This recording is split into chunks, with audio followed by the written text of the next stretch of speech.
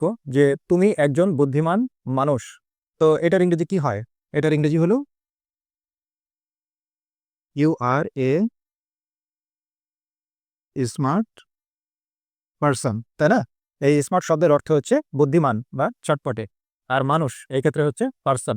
তুমি একজন বুদ্ধিমান মানুষ। এখন ইউ এর সঙ্গে কেন আর হলো, কেন এম হয়, কেন ইজ হয়, এগুলো নিশ্চয়ই আমরা আগের ক্লাসে শিখেছি। তাহলে তোমরা যারা এই সিরিজটা দেখছো তারা কিন্তু জানো, আর যদি না জানো তাহলে এই সিরিজের প্লেলিস্টে যাও, যে দেখে আসো, প্রথম থেকে ক্লাসগুলো দেখলে তাহলে বুঝতে পারবে যে কেন হচ্ছে। আচ্ছা, আমি যদি এখন বলি যে তুমি একজন বুদ্ধিমান মানুষ নও, তাহলে আমাকে কি করতে হবে? এই নোটের পরে আমাকে লিখতে হবে you are not a smart person, এরকম। আচ্ছা, তো আমি যখন বলছি you are not a smart person, এর অর্থ কি? নেগেটিভ হয়ে যাচ্ছে বাক্যটা, কিন্তু অর্থ কিন্তু পরিবর্তন হয়ে যাচ্ছে। আমি যদি অর্থ পরিবর্তন না করে যদি চেঞ্জ করতে চাই, তাহলে আমার কথাটা কেমন হবে? যে তুমি একজন বোকা মানুষ নও, তাই না? তাহলে তার ইংরেজি কি হবে? বোকা মানুষের ইংরেজি কি? ফুল। তাহলে আমরা লিখবো যে কি, ইউ আর নট এ ফুল। এই যে ফুল, এটা কিন্তু অ্যাডজেক্টিভ এবং নাউন উভয় হিসাবে ব্যবহার হয়। এখানে নাউন হিসাবে ব্যবহার হয়েছে। এর অর্থ হচ্ছে বোকা মানুষ। ফুল অর্থই হচ্ছে বোকা মানুষ।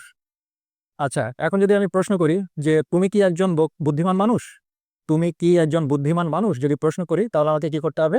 আমরা জানি যে অক্সিলারি ভার্ব যেটা থাকে এটা সাবজেক্টের সামনে আনতে হয়, তাই না? তাহলে আমরা কি লিখব? যে আর ইউ এ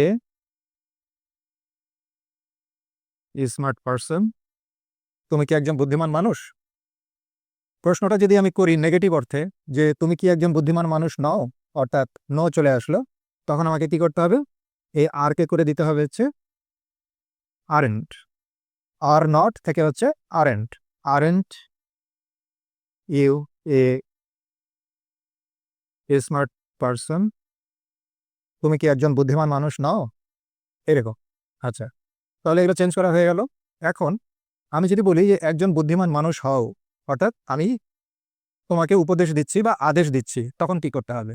যে একজন বুদ্ধিমান মানুষ হও, তখন আমাকে এই যে যেহেতু এখানে হও আছে, আমাকে লিখতে হবে be a smart person. Be a smart person. এই যে হও, এ হওয়ার ইংরেজি হচ্ছে বি।